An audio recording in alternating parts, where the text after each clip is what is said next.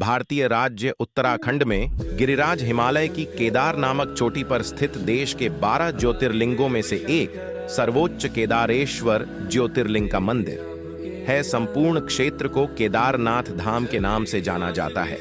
यह स्थान छोटा 4 धाम में से एक है। केदारनाथ धाम और मंदिर के संबंध में कई कथाएं जुड़ी हुई हैं।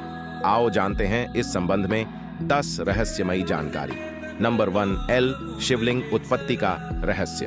पुराण कथा अनुसार हिमालय के केदार श्रृंग पर भगवान विष्णु के अवतार महातपस्वी नर और नारायण ऋषि तपस्या करते थे। उनकी आराधना से प्रसन्न होकर भगवान शंकर प्रकट हुए और उनके प्रार्थना अनुसार ज्योतिर्लिंग के रूप में सदा वास करने का वर प्रदान किया। यह स्थल केदारनाथ पर्वतराज हिमालय के केदार नामक श्रृंग पर अवस्थित है। केदार घाटी में 2 पहाड़ हैं, नर और नारायण पर्वत। विष्णु के 24 अवतारों में से एक नर और नारायण ऋषि की यह तपोभूमि है। दूसरी ओर बद्रीनाथ धाम है, जहां भगवान विष्णु विश्राम करते हैं। कहते हैं कि सतयुग में बद्रीनाथ धाम की स्थापना नारायण ने की थी। इसी आशय को शिव पुराण के कोटि रुद्र संहिता में भी व्यक्त किया गया है। नंबर 2, एल पांडव कथा। कहा जाता है जब पांडवों को स्वर्ग प्रयाण के समय शिवजी ने भैंसे के स्वरूप में दर्शन दिए थे, जो बाद में धरती में समा गए, लेकिन पूर्णतः समाने से पूर्व भीम ने उनकी पूंछ पकड़ ली थी। जिस स्थान पर भीम ने इस कार्य को किया था उसे वर्तमान में केदारनाथ धाम के नाम से जाना जाता है, एवं जिस स्थान पर उनका मुख धरती से बाहर आया उसे पशुपतिनाथ नेपाल कहा जाता है। पुराणों में पंचकेदार की कथा नाम से इस कथा का विस्तार से उल्लेख मिलता है। नंबर 3, एल केदारनाथ और पशुपतिनाथ मिलकर पूर्ण शिवलिंग बनता है। केदारनाथ मंदिर उत्तराखंड के रुद्रप्रयाग जिले में स्थित है। इसे अर्धध्वज ज्योतिर्लिंग कहते हैं।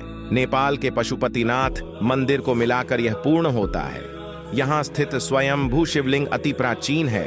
यहाँ के मंदिर का निर्माण जन्मेजय ने कराया था और जीर्णोद्धार आदि शंकराचार्य ने किया था। नंबर 4, एल एक रेखा पर बने हैं केदारनाथ और रामेश्वरम मंदिर। केदारनाथ मंदिर को रामेश्वरम मंदिर की सीध में बना हुआ माना जाता है।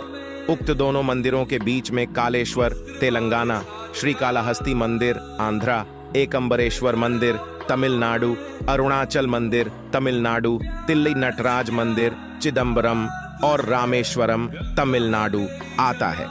ये शिवलिंग पंचभूतों का प्रतिनिधित्व करते हैं। नंबर 5, 400 वर्ष तक बर्फ में दबा रहा मंदिर। वर्तमान में स्थित केदारेश्वर मंदिर के पीछे सर्वप्रथम पांडवों ने मंदिर बनवाया था, लेकिन वक्त के थपेड़ों की मार के चलते यह मंदिर लुप्त हो गया। बाद में 8वीं शताब्दी में आदि शंकराचार्य ने एक नए मंदिर का निर्माण कराया, जो 400 वर्ष तक बर्फ में दबा रहा। तब इस मंदिर का निर्माण 508 ईसा पूर्व जन्मे और 476 ईसा पूर्व देहत्याग गए आदि शंकराचार्य ने करवाया था। इस मंदिर के पीछे ही उनकी समाधि है।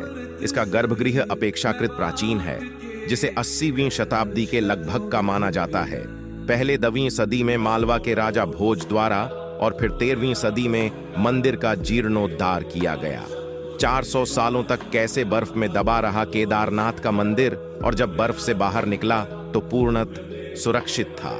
देहरादून के वाडिया इंस्टीट्यूट के हिमालयन जियोलॉजिकल वैज्ञानिक विजय जोशी के अनुसार 13वीं से 17वीं शताब्दी तक यानी 400 साल तक एक छोटा हिमयुग आया था, जिसमें हिमालय का एक बड़ा क्षेत्र बर्फ के अंदर दब गया था।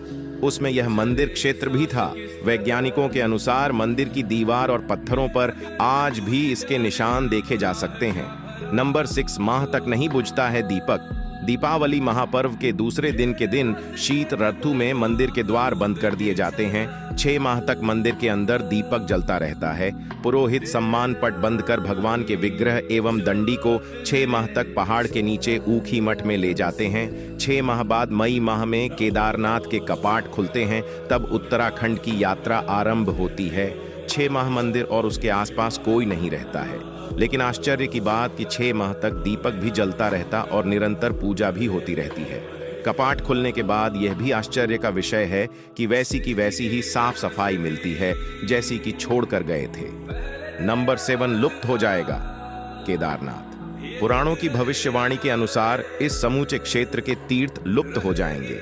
माना जाता है कि जिस दिन नर और नारायण पर्वत आपस में मिल जाएंगे, बद्रीनाथ का मार्ग पूरी तरह बंद हो जाएगा और भक्त बद्रीनाथ के दर्शन नहीं कर पाएंगे। पुराणों के अनुसार वर्तमान बद्रीनाथ धाम और केदारेश्वर धाम लुप्त हो जाएंगे और वर्षों बाद भविष्य में भविष्य बद्री नामक नए तीर्थ का उद्गम होगा। नंबर 8, तूफान और बाढ़ में भी रहता है सुरक्षित। 16 जून 2013 की रात प्रकृति ने कहर बरपाया था। जल प्रलय से कई बड़ी बड़ी और मजबूत इमारतें ताश के पत्तों की तरह ढहकर पानी में बह गईं। लेकिन केदारनाथ के मंदिर का कुछ नहीं बिगड़ा।